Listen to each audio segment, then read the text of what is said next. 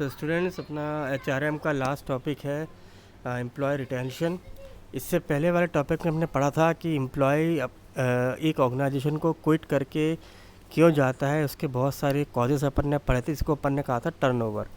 अब बात करते हैं उस एम्प्लॉय को अपन टर्नओवर करना बदले उसको अपन रिटेन कैसे कर सकते हैं, ये अपना ये टॉपिक है। अब अपन को ये सोचना है कि हमें अपने एम्प्लॉयज़ को अपने कंपनी में रोक के रखना है। ये अब हमें इसके लिए स्ट्रेटजी मेकिंग या कंसेप्ट को पढ़ना है। सबसे पहले तो हमें ये समझना पड़ेगा कि हमें अपने वैल्यूएबल एम्प्लॉयज़ हमारे लिए कितने ज़रूरी हैं। सबसे पहली बात देखिए, एम्प्लॉयज़ में जो कंपनी है, कंपनी में वैल्यूएबल एम्प्लॉयज़, एवरेज एम्प्लॉयज़, ये दो श्रेणियाँ हो जाती हैं।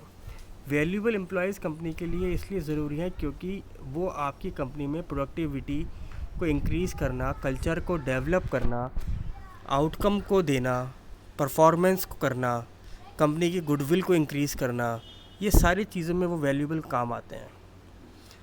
एवरेज परफॉर्मेंस एम्प्लॉय भी हमारे लिए इतने ही ज़रूरी हैं जितने हमारे लिए वैल्यूएबल है, क्योंकि हमें काम भी तो करवाना है लोगों से। तो हमें अपने वैल्यूएबल एम्प्लॉयज़ को समझना पड़ेगा कि हमें उनको रिटेन क्यों करना है। तो अब ज़रूरी पहला चीज़ क्या आया, ये देखिए कि यदि एक ऑर्गेनाइजेशन अपने एम्प्लॉयज़ के लिए टाइम वेस्ट इन्वेस्ट कर रही है, कॉस्ट इन्वेस्ट कर रही है, उनको ग्रूम करने की कोशिश कर रही है, उनको ट्रेनिंग प्रोवाइड करवा रही है और उनको इतना काबिल बना रही है कि वो वर्क को परफॉर्म कर सकें, तो इसलिए हमें अपने वैल्यूएबल एम्प्लॉयज़ को रिटेन करना चाहिए, क्योंकि हमने बहुत ज़्यादा इन्वेस्टमेंट उन पे किया है। दूसरा, अगर एक वैल्यूएबल एम्प्लॉय आपके पास से गया तो वो क्या जाएगा, वो आपके बदले में वो दूसरे ऑर्गेनाइजेशन को ज्वाइन कर लेगा, यानी कि आपके पास से एक एसेट कम हो जाएगी और दूसरे कंपटीटर के पास एसेट बढ़ जाएगी। एक एम्प्लॉई अगर पुराना है, लॉन्गर पीरियड से हमारे पास काम कर रहा है, तो वो हमारी कंपनी के लिए फैमिलियर है, हमारे कंपनी की गाइडलाइन से फैमिलियर है, हमारी कंपनी की पॉलिसी से फैमिलियर है। दूसरे उसके बाद ये बात आपको समझनी पड़ेगी कि हर बार आपके लिए वैल्यूएबल एम्प्लॉय के लिए रिक्रूटमेंट करना, फिर उसको एनालाइज़ करना, फिर उसका वैल्यूएबल बनना, परफॉर्मेंस शो करना, इसमें बहुत टाइम जाएगा। तो hiring process is not an easy task, ये भी ज़रूरी है। और ये भी ऑब्ज़र्व किया गया कि जो इंडिविजुअल्स ऑर्गेनाइजेशन में लंबे समय तक रहते हैं वो आपकी कंपनी में ज़्यादा लॉयल रहते हैं। अब इसका इफ़ेक्ट देखिए क्या होता है।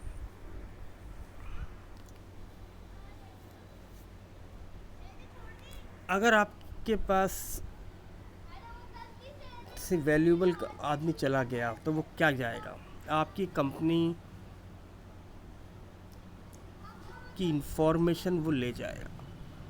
When an employee leaves, he takes with him valuable knowledge. आपकी कंपनी की इंफॉर्मेशन, आपकी कंपनी की नॉलेज, आपके कस्टमर्स की इंफॉर्मेशन, आपके करंट प्रोजेक्ट्स, ये वो ले जाएगा, यानी कि वो इंफॉर्मेशन उसके पास चली जाएगी। Interruption of customer services, employ जो होता है वो कस्टमर और कंपनी के बीच का ब्रिज होता है। यदि एक वैल्यूएबल एम्प्लॉय गया तो आपका ब्रिज टूट जाएगा, कम्युनिकेशन नेटवर्क चला जाएगा। आपकी कंपनी, एक जो कस्टमर आपके एम्प्लॉय से ही आपकी कंपनी को एनालाइज़ करता है, मैनेजमेंट को एनालाइज़ करता है। तो यदि वो एम्प्लॉय गया तो आपका मैनेजमेंट और आपके बीच का रिलेशनशिप भी ख़राब हो जाएगा।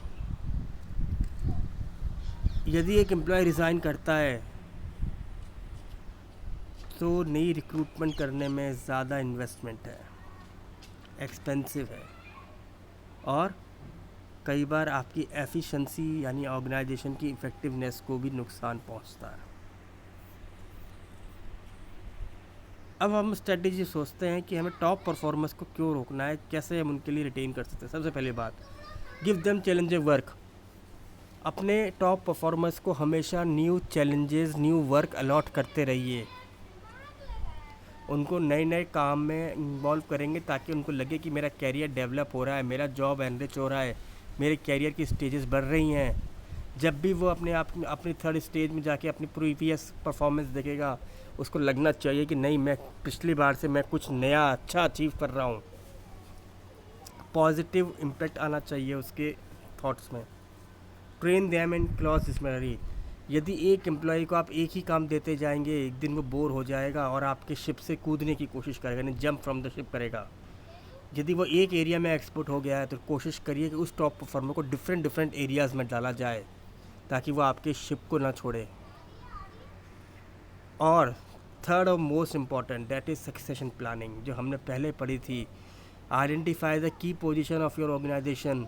और आपको लगता है कि परफॉर्मर आपका छोड़ के जा सकता है, वैल्यूबल टॉप परफॉर्मर, तो उसको उस की पोजीशन के लिए ग्रूम करते रहिए, उसको वो सपना दिखाते रहिए कि वो पोजीशन उसके लिए बनने वाली है ताकि वो आपकी कंपनी में रुके। देन एवरेज को क्यों रोकेंगे हम? एवरेज को इसलिए रोकेंगे क्योंकि देखिए, काम तो वो भी कर रहा है, परफॉर्मेंस कुछ ना कुछ तो वो कर ही रहा है। सारे काम टॉप लेवल के परफॉर्मेंस तो नहीं कर रहे होंगे, टॉप सही तो ये एवरेज वाले टॉप बनेंगे। तो इसलिए we need a average performance also. तो उनको रिटेन करने के लिए हम क्या करें? सबसे पहले उनको परफॉर्मेंस बेसिस पे उनको पर्सनलाइज बेनिफिट या फिर उनको कोई ना कोई अवार्ड, रिवार्ड, एप्रिसिएशन कुछ ना कुछ देते रहिए। उनको ये इंश्योर करिए जब भी वो डीमोटिवेट हो जाए अपनी परफॉर्मर से, वो लगे कि हम टॉप नहीं जा पा रहे, तो उनको ऐसे मैनेजर्स के साथ रखिए जो उनको टाइम पे एनकरेज कर सकें, उनको सही डायरेक्शन दिखा सकें, उनको ये दिखा सकें कि आप भी एवरेज से टॉप परफॉर्मर कैसे बन सकते हो। और उन मैनेजर से टाइम बेसिस पे टाइमली उनके फीडबैक को भी आप कलेक्ट करते रहिए। Adopt a social recognition system. आप एक एवरेज परफॉर्मर के कंट्रीब्यूशन को नेगलेक्ट नहीं कर सकते, क्योंकि एवरेज परफॉर्मर भी सोसाइटी का एक पार्ट है, वो भी आपकी ऑर्गेनाइजेशन को रिप्रेजेंट कर रहा है सोसाइटी में कहीं ना कहीं। तो इसलिए आप लोग क्या करिए, आप उसको नेगलेक्ट मत करिए और उसको सोसाइटी का पार्ट मानते हुए भी उसको रोकने की कोशिश करिए। देन अब पुअर परफॉर्मेंस के लिए आप क्या कर सकते हैं? आप सबसे पहले ये आइडेंटिफाई करिए कि क्यों एक वर्कर पुअर परफॉर्मर हो रहा है, क्यों वो एवरेज और टॉप परफॉर्मर में काउंट नहीं हो पा रहा। तो ये आपको पहले आइडेंटिफाई करना है। क्या पता आपने उसको गलत रोल या रेस्पॉन्सिबिलिटीज़ दे रखी हैं, क्या पता वो राइट प्लेस पे काम ही नहीं कर रहा हो। देन अगर आपको फीडबैक मिलता है कि वो काम नहीं कर पा रहा है, पुअर परफॉर्म कर पा रहा है, तो तुरंत उसके लिए प्लानिंग को डिज़ाइन करिए, न्यू प्लानिंग को मेक करिए ताकि उस गैप को फुलफ़िल किया जा सके जहाँ पे वो लैग कर रहा है। और accurate job description to hire at the right people. जब रिक्रूटमेंट आप उसकी करते हैं तब उसकी एक्सपेक्टेशन बिल्कुल डिफरेंट होती है। वहीं एनालाइज कर लिए कि वो क्या चाहता है, वो कंपनी में क्या काम कर सकता है, किस रोल के लिए सुटेबल है। तो उसको यदि आप वहीं पे सही आइडेंटिफिकेशन के थ्रू सही जॉब देंगे और सही टास्क अलॉट करेंगे, तो भी वो आपकी कंपनी में पुअर परफॉर्मेंस के जगह एवरेज और टॉप भी बनेगा। तो हमें कुछ ना कुछ करके ऐसे लोगों को रोकना ज़रूरी है। जैसे हमने देखा पुअर में क्या है, कई बार जैसे हमने देखा सॉफ्टवेयर इंजीनियर जब किसी कंपनी को ज्वाइन करते हैं तो वो सोचते हैं कि हम एक प्रोडक्ट को क्रिएट करेंगे, पर एक्चुअली वो क्या कर रहे होते हैं? वो कोडिंग कर रहे होते हैं, कभी कुछ कर रहे होते हैं, किसी और के बिहाफ पे काम कर रहे होते हैं। तो जब आप इंटरव्यू लें, जॉब इंटरव्यू करें, तो उनको इन सब चीज़ों के बारे में पहले से ही बता दीजिए कि आपको कोडिंग भी करनी पड़ सकती है, आपको ये भी करना पड़ सकता है, ताकि वो परफॉर्मेंस उसकी पुअर ना हो। खैर स्टूडेंट्स, यहाँ अपना टॉपिक ख़त्म होता है और यहीं आपका कोर्स कंप्लीट होता है। इन तीनों वीडियो को वॉच करिए, ढंग से पढ़िए और कोई प्रॉब्लम हो तो मुझसे पूछ लीजिए।